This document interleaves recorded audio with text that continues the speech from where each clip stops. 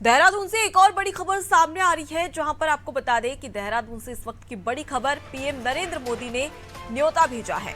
34 प्रधान दंपतियों को न्योता भेजा, जहां 51 सीमांत गांव के 34 प्रधान दंपति है।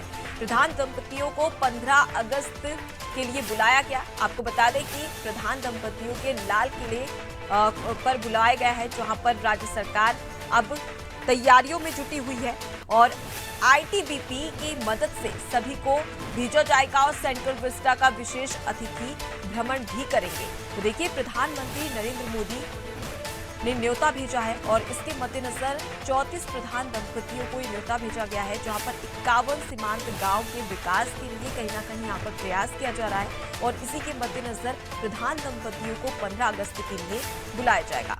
ज्यादा जानकारी लेंगे हमारे साथ में हमारे संवाददाता सोनू सिंह लगातार जुड़े हुए। सोनू, प्रदेश के 51 सीमावर्ती गांव के वाइब्रेंट विलेज के तौर पर चुना गया है। इन गांवों के विकास के लिए बड़े पैमाने पर योजनाएं बनाई गई है। अब इसी के मद्देनजर स्वतंत्रता दिवस पर अब ये तमाम जो ग्राम प्रधान हैं वो अब दिल्ली रवाना होने वाले हैं। उसके लिए राज्य सरकार की ओर से और प्रशासन की ओर से क्या कुछ तैयारियां की जा रही हैं? देखिए, सभी तैयारियां की जा रही हैं। किस तरह से इन विशेष आमंत्रित अतिथियों को पहुंचाया जाएगा, इसमें आईटीबीपी का सहयोग राज्य सरकार लेने जा रही है और इसका पूरा का पूरा प्रारूप जो है वो तैयार किया जा रहा है। क्योंकि अपने आप में एक ऐतिहासिक क्षण होंगे जब ये तमाम सीमांत गांव के जो प्रधान हैं और प्रधान दंपतियां हैं, वो जब प्रधानमंत्री से बैठ करके साक्षात उनके एक दूसरे के फेस टू फेस जो है वो सीमांत गांव के विकास पर चर्चा कर रहे होंगे, तो ये अपने आप में एक ऐतिहासिक क्षण होंगे और कहीं ना कहीं इनके लिए एक प्रोत्साहित क्षण भी हम कह सकते हैं। जो सीमांत क्षेत्र हैं, जो सीमांत गांव हैं, खास तौर से जो चाइना से लगते हुए जो सीमांत क्षेत्र हैं, जो चीन से की सीमाओं पर रहने वाले लोग हैं, जब ये प्रधानमंत्री से चर्चा करेंगे। दूसरा पहलू ये है कि राज्य और केंद्र सरकार जो है वो लगातार इन गांवों के विकास की बात कर रही है, ताकि ये गांव जो है हरे भरे रहे, इन गांवों में चहल पहल बनी रहे और जो भी बाधाएं कानूनी तौर पर सामने आ रही हैं, चाहे वो गृह मंत्रालय के स्तर की हो, चाहे वो राज्य सरकार की या केंद्र सरकार की, उन अड़चनों को दूर कर लिया जाए और पर्यटकों को भी जो है वो इन वाइब्रेंट प्लेस में रात्रि विश्राम की अनुमति दे दी जाए। अभी तक जिला स्तर पर जो है वो सैलानियों को परमिट लेना पड़ता था, तो इसका सरलीकरण कैसे होगा?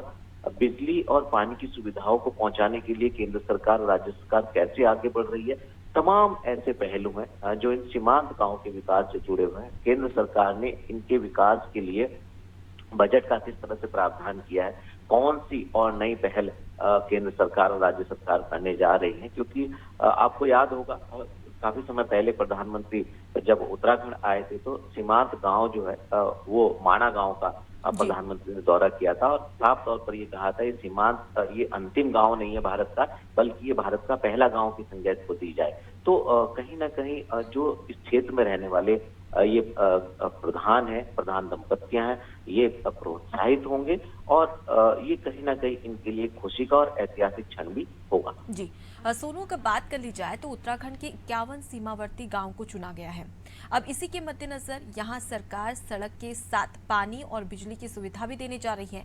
तो कहीं ना कहीं जो सीमावर्ती गांव में लगातार लोगों का जो पलायन हो रहा था, वो कहीं ना कहीं यहाँ पर रोकने का प्रयास राज्य और केंद्र की ओर से किया जा सकता है। ऐसा क्या माना जा सकता है? देखिए, ये अनुपमा, आपने बहुत अहम सवाल उत्तराखंड के लिहाज से किया है, क्योंकि जब से राज्य का गठन हुआ है तब से लेकर अभी तक लगातार उत्तराखंड के पर्वतीय क्षेत्रों से पलायन हो रहा है और एक नहीं अनेकों ऐसी कठिनाइयां हैं। पर्वतीय क्षेत्रों में लोग रहना नहीं चाहते हैं, रोजगार के लिए मैदानी क्षेत्रों का रुख कर रहे हैं, जो विशेषज्ञ चिकित्सक हैं वो पर्वतीय क्षेत्रों में सेवा नहीं देना चाहते हैं और जो सीनियर अधिकारी हैं वो लंबे समय तक पर्वतीय क्षेत्रों में ठहरते नहीं है। लिहाजा बरसात के दौरान भूस्खलन जैसी घटनाएं सामने आती हैं। तो ऐसे में जो पर्वतीय क्षेत्र हैं, जो ग्रामीण अंचल है, वहां से लगातार पलायन हो रहा है और रिवर्स माइग्रेशन करने की कोशिश लगातार सरकार के स्तर पर की जा रही है। क्योंकि सीमा से लगे हुए ग्रामीण क्षेत्र है, और सीमांत लिहाज से, सामरिक लिहाज से इन गांवों का बहुत अहम रोल हो जाता है। लिहाजा ये गांव सुने ना हो, इन गांव में चहल पहल बनी रहे, इन गांवों के ग्रामीणों को किसी तरीके की परेशानी ना हो, जो सुविधाएं होनी चाहिए वो सुविधाएं हो, इस पर सरकार फोकस कर रही है। और इसमें अब खास बात यह है कि केंद्र सरकार भी जो है वो पूरी तरह से इसमें गंभीरता से सहयोग कर रही है। तो ऐसे में ये माना जा रहा है कि जो बड़ी तादाद में पलायन हो रहा पर्वतीय क्षेत्रों से, निश्चित तौर पर इस पहल के बाद राज्य और केंद्र सरकार की वो पलायन पर रोक लग सकती है। बिल्कुल, तो सराहनीय कदम इसे माना जा सकता है, जहां पर 51 सीमांत गांव के 34 प्रधान दंपतियों को बुलाया गया है। उनका सम्मान तो किया जाएगा, लेकिन इस दौरान वो गांव भी चुने गए हैं जहां पर बिजली, पानी, मूलभूत सुविधाओं के अभाव में लगातार पलायन किया जा रहा है ग्रामीणों के द्वारा। और ऐसे में राज्य सरकार और केंद्र सरकार की इस पहल के बाद में वहां पर मूलभूत सुविधाएं मिलेगी, विकास होगा गाँव का, और ऐसे में पलायन रोका जा सकता है। फिलहाल के लिए आप हमारे साथ में बने रहिए, सुनो आगे भी आपसे जानकारी लेंगे। देखिए, प्रधानमंत्री नरेंद्र मोदी ने न्योता भेज दिया है। 51 सीमांत गांव के 34 प्रधानों को न्योता भेजा है और ऐसे में पलायन को रोकने का प्रयास यहां पर किया जा रहा है।